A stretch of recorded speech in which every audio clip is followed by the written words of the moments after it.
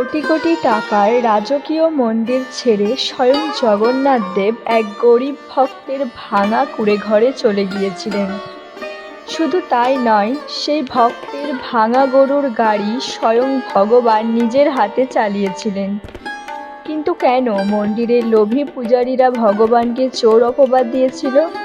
আর কেনই বা পৃথিবীর সমস্ত সোনা দানা হেরে গিয়েছিল একটিমাত্র তুলসী পাতার ওজনের কাছে?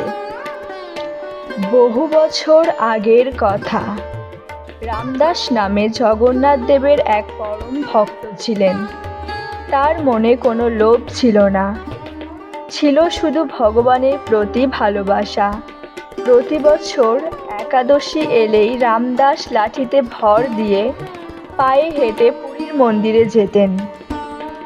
কিন্তু এখন রামদাসের বয়স হয়েছে, শরীর খুব দুর্বল। গ্রামের মানুষ বলতো, রামদাস, এই বয়সে আর হেঁটে যেও না। কিন্তু রামদাস হাসতেন আর বলতেন, আমার জগন্নাথ ডাকলে আমি ঘরে থাকি কি করে? সেবারও বহু কষ্টে রামদাস পুরীর মন্দিরে পৌঁছালেন এবং রাতে এক কোণে বসে কীর্তন করতে লাগলেন। গভীর রাতে যখন মন্দিরের দরজা বন্ধ হয়ে গেল, তখন এক অলৌকিক ঘটনা ঘটল। স্বয়ং জগন্নাথ দেব রামদাসের সামনে এসে দাঁড়ালেন।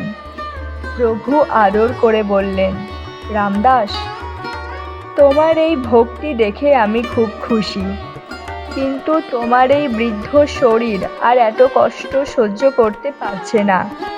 তাই আমি আদেশ দিচ্ছি, পরের বার থেকে তুমি আর হেঁটে পুরীতে আসবে না।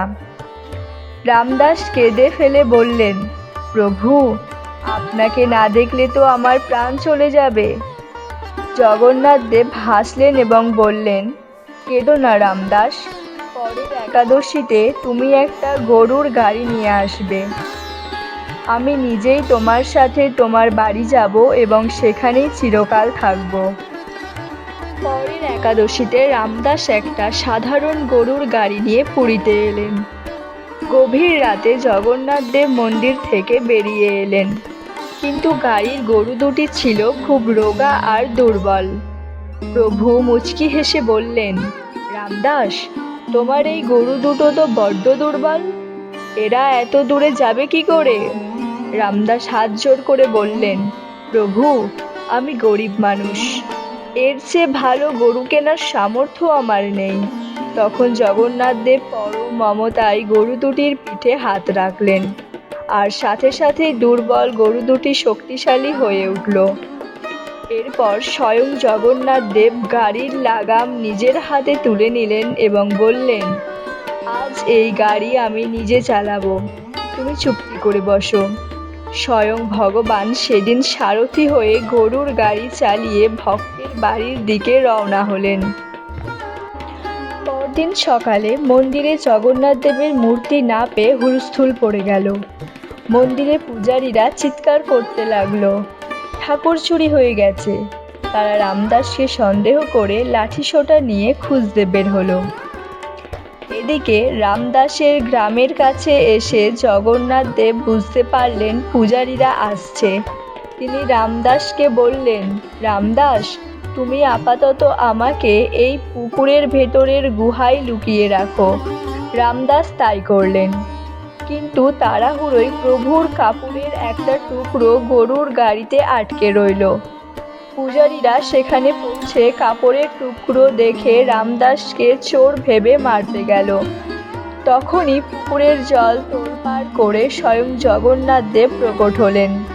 তিনি রেগে বললেন, থামো, আমাকে চুরি করার ক্ষমতা কারও নেই, আমি আমার ভক্তের ভালোবাসায় নিজে এসেছি।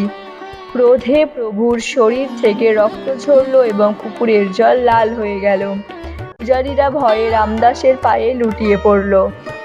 পূজারীরা হাত জোড় করে বলল, প্রভু, আমাদের ক্ষমা করুন, আপনি না থাকলে আমাদের মন্দির বন্ধ হয়ে যাবে। জগন্নাথ দেব তাদের লোভ পরীক্ষা করার জন্য বললেন, ঠিক আছে, তোমরা যদি আমার ওজনের সমান সোনা দিতে পারো তবেই আমি মন্দিরে ফিরব। গ্রামের মাঝে একটা বিশাল দাঁড়িপাল্লা আনা হলো। এক পাশে বসলেন জগন্নাথ দেব, আর অন্য পাশে পূজারীরা বস্তা বস্তা সোনাদানা রাখতে লাগলো। কিন্তু এত সোনা দেওয়ার পরেও পাল্লা একটুও নড়ল না। তখন রামদাস কাঁদতে কাঁদতে তার স্ত্রীর একটা ছোট্ট সোনার নাকছাবি আর একটা তুলসী পাতা এনে পাল্লার অন্য পাশে রাখলেন। আর অলৌকিকভাবে মুহূর্তে সেই তুলসী পাতার দিকটি ভারী হয়ে মাটিতে নেমে গেল। পূজারীদের অহংকার ভেঙে গেল। তারা বুঝতে পারল ভগবানকে টাকা বা সোনা দিয়ে কেনা যায় না। তিনি কেবল ভক্তের খাঁটি ভালোবাসা আর ভক্তির কাছেই ধরা দেন। যেখানে সত্যিকারের ভক্তি থাকে, ভগবান স্বয়ং সেখানেই বিরাজ করেন।